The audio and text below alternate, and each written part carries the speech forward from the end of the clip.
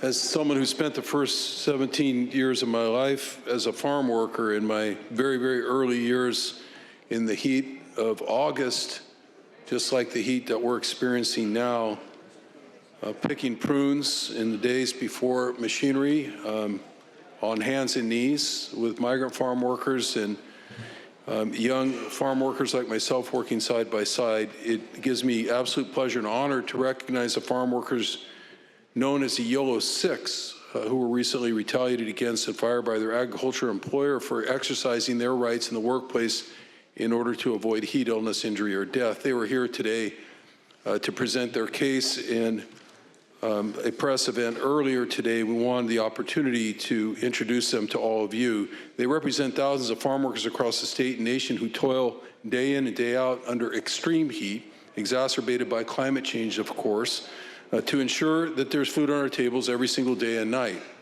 I know firsthand how high the stakes are to one's health and safety while working under extreme heat weather conditions and out in the field. I had the advantage most of the time as a young man of working in an orchard farming environment where at least there was shade available. These farm workers work in an environment where there's no shade available unless it's provided by their employer. Without heat prevention measures in place, lives have been lost. And despite California's landmark legislation by this legislature, of course, over 19 years ago, adopting and instituting heat prevention solutions in the workplace, it is documented that just short of 50% of farm workers today still report their farming employer not complying with existing law. The Yolo 6, who were retaliated against for standing up for their health and safety during a recent heat wave, are here with us today, and I'd like to introduce them. You've seen the legislation moving forward in the Senate that attempts to deal with the problem. I am grateful to all of you who have supported that measure and other measures going forward, again, to prevent illness, heat illness, but moreover, to save lives. These are the state's backbone, a lifeline, ensuring that we have food on the table and their agricultural economy continues to thrive.